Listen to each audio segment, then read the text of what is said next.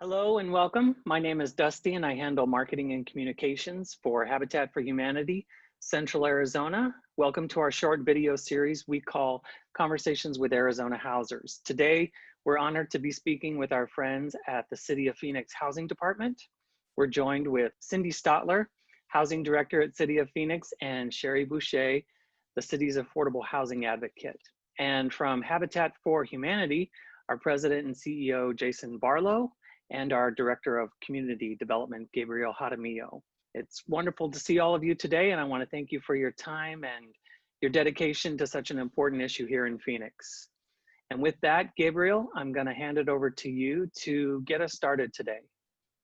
Thank you, Dusty. And again, Cindy and Sheree, thank you guys for your time. We appreciate it. Really, we wanted to start off the conversation with all the hard work that you guys have been doing. Sheree and Cindy, your team, I know you guys have been working hard on the recently presented housing plan. So we were hoping to start off with that. Could you guys tell us a little bit about the City of Phoenix's new housing plan? Thank you, Gabriel. I'll take that. So thank you very much for having us on today. We appreciate the invitation and opportunity to speak with you. So yeah, Sheree and I just completed the Housing Phoenix plan, and it was the brainchild of Mayor Gallego. So right after she got elected, in her first State of the City address, Mayor Gallego recognized that we have an affordable housing crisis in Phoenix, and she wanted something done about it. So she committed to doing a plan and coming up with some policy strategies that the council could enact to address the affordable housing crisis. So right after her State of the City address, she talked to me, and we created a budget package, and I created a position and hired Sheree Bouchee, the affordable housing advocate, and Sheree proceeded to do a comprehensive study of affordable housing needs in the city of Phoenix. And in the Housing Phoenix plan, you'll see the results of her study. It's very, very far reaching, from income levels of City of Phoenix residents to the availability of housing to where housing is located, and areas of opportunity versus non-opportunity areas of disinvestment, based on historical construction and lending practices in Phoenix as elsewhere. So it's a very, very thorough research study. And what it came out with was that there's a housing gap. And I think that was no surprise to us in the housing industry, and I'm sure not to Habitat for Humanity, because you build single family homes, but the construction of housing has not kept up with the population. So we're constantly number one or number two in the nation for population growth here in Phoenix, and construction has nowhere near kept up with that. So we have a housing shortage, and that shortage is causing rents to go up, home prices to go up, and putting downward pressure on the low income persons trying to find affordable housing, right? So what Sheree found in her study was a gap of 163,000 units of housing that we need. And in that gap is 99,000 units of affordable housing needed and 63,000 units of market rate housing needed. So we need housing at every income level, and we need different housing options. And those are all, called out in the plan. Her plan includes 9 policy objectives with strategies to address the affordable housing crisis and assist affordable housing developers like Habitat with building more housing in the city of Phoenix. The overall goal of the plan is to create or preserve 50,000 homes by 2030. It's an ambitious plan, but the council was all aboard. We had a unanimous approval and unanimous commitment to make that happen.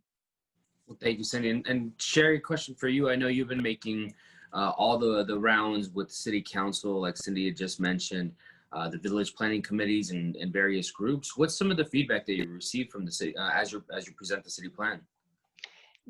I have been really surprised that we have received a lot of positive feedback, and people even coming up to me after meetings, especially in the village planning committees, and saying, I had no idea that's what affordable housing is, and I had no idea that we had such a housing crisis. So it's been really eye-opening, and it's been a great opportunity to spread the word about affordable housing, tell the story, and start getting that education out there about how important housing is to everyone. Cindy and Sheree, thank you very much for being with us. Our partnership goes back probably 35 years, because we're in our 35th anniversary year here in the Valley, Habitat for Humanity. And for all this time, The city of Phoenix has been such a wonderful partner with us, and most recently awarding us the 30 lots to build on in Central City South, along with our pledge to refurbish and renovate another 80 homes. And we're about halfway through the building to that anyway. I think I told you that, Cindy. So we're super excited about continuing this partnership and continuing to take a real solid step against the affordable housing shortage.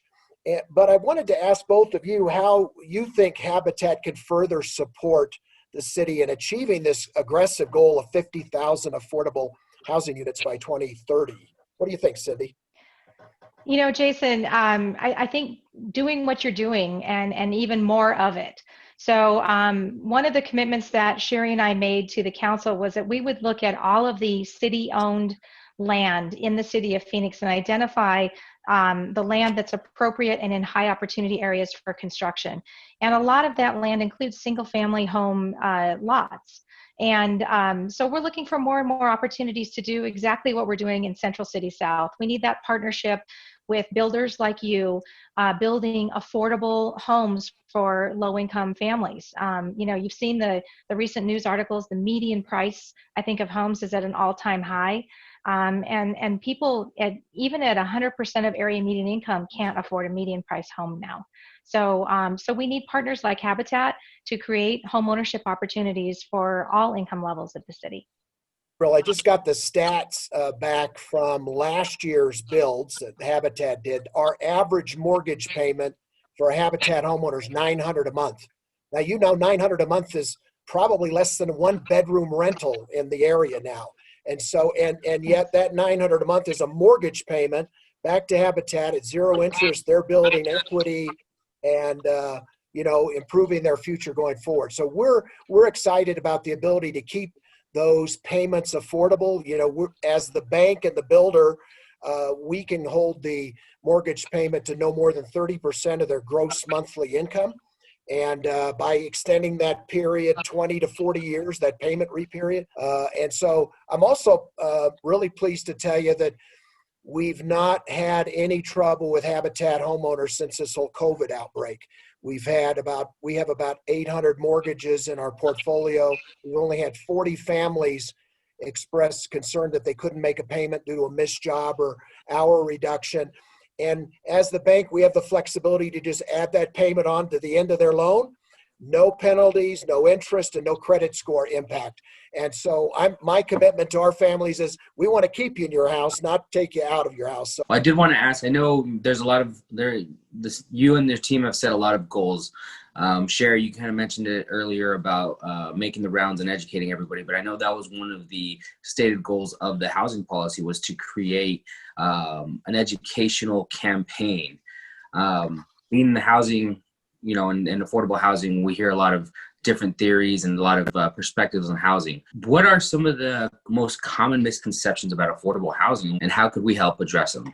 Well, I think some of the common things we hear are related to property values. People concerned that their property values will be decreased by affordable housing, which we found to be completely false. So we want to get the word out there, but also to educate people on the folks that are actually eligible for affordable housing. It's people that are working in our community. It's teachers starting out. Even my first job out of college, I probably could have qualified, but I didn't get affordable housing. You know, it's young professionals. It's even, you know, police and fire, if they have a large family, could even qualify. So getting that word out and really understanding that these are folks that are working in our community, and even right now our essential workers could qualify. So getting that word out, rebranding it, understanding that people are, you know, good people that just need housing. And especially, as Cindy mentioned, the housing shortage has only created a bigger gap where more people in our workforce are not finding the housing that they need. So Appreciate it. Cindy, do you have anything to add to that? No, I think that, you know, kind of Sheree talked about, we want to debunk the myths that go with affordable housing and density. You know, the first thing we hear from developers when we did a bunch of outreach, you know, why aren't you building more affordable housing? What's holding you back from building affordable housing? And it's the NIMBYism, it's the rezoning process.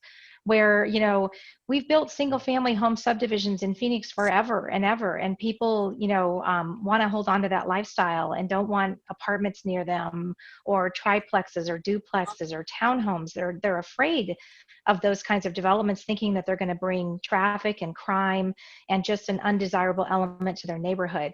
And we need to debunk that myth. That's not true. The overwhelming studies have, increased property values with new construction, be it affordable or not affordable.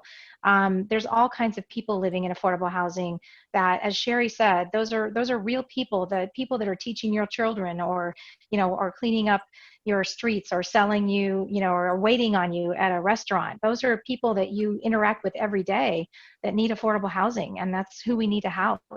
And there's nothing wrong with different kinds of housing opportunities. There's nothing wrong with duplexes, triplexes, townhomes. Those are done across the nation. It's a nice, opportunity for home ownership that may not be available, in a regular single family home subdivision for many of the folks at the income levels that we have in Phoenix. So we need to look at those, and we need to be a little bit more understanding, of the people around us and who needs housing and what type of housing they need. I was going to say, Habitat has experienced a lot of that as well. We get kind of pushed back when we first come into a neighborhood, and we actually see the reverse is true, that property values go up because the houses appraise higher, and then we're able actually to, we're available to the neighborhood to do more work in terms of repairs and house preservation. Jason could probably speak better than I can to that, but wanted to say that. Yeah, that's, thank you, Dusty. That's one of the kind of magic secret sauce things about Habitat is we sell our homes at appraised value.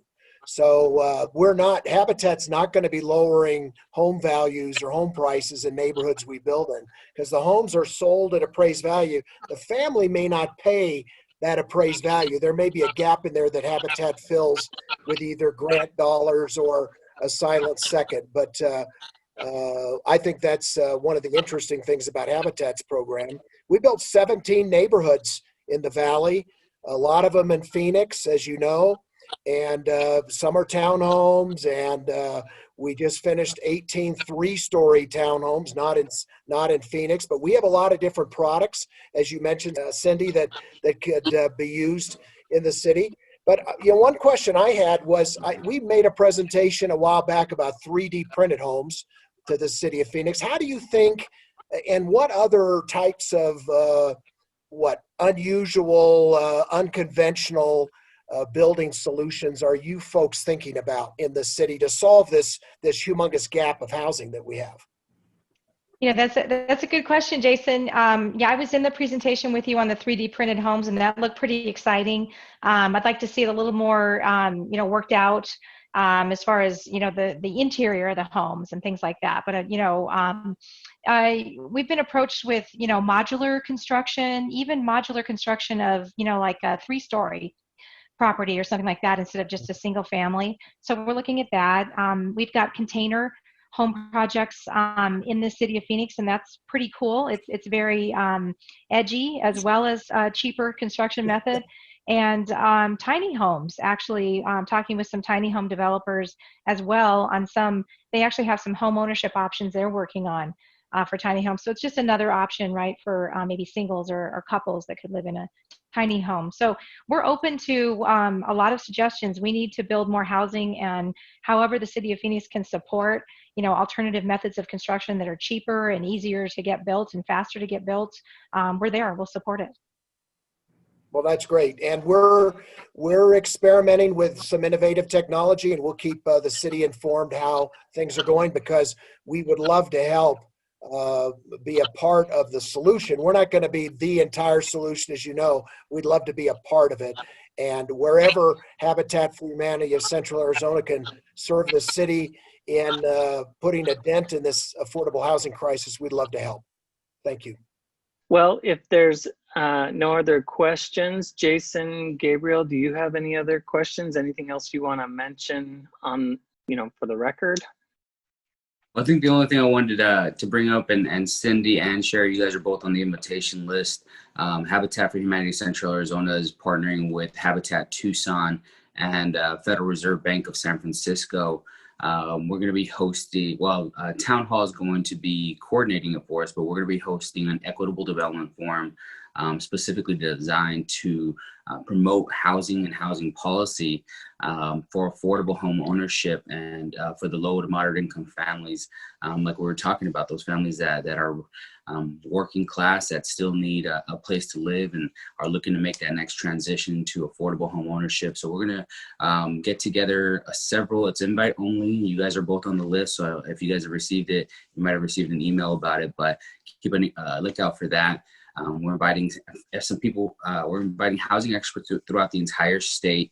No elected officials. We really want to keep the policymakers, and I say policymakers because policy is driven by folks like Sheree and Cindy and solutions that have the push behind the actual policy. So we wanted to get statewide individuals, housing experts, to get together to create general consensus around 4 specific categories within housing to hopefully promote more housing legislation. So look out for that. That's going to happen Friday, October 9th. It's going to be most day, 3/4 of the day forum. So we're really looking forward to that. That sounds great. Yeah, thank you for inviting us. We look forward to it. A pleasure. Awesome. Well, I want to thank our guests, Cindy Stotler and Sheree Bouchee, for joining us today, and Jason and Gabriel also for taking the time out to discuss this important issue. I know housing is just rocketing to the top of the critical issue facing our state, and we know we're not going to be able to build our way out of this, but we can innovate our way out of this, and hopefully we can scale some real solutions as fast as the problems seem to have snuck up on us. So again, thank you all for your time today. And with that, I'll say good afternoon.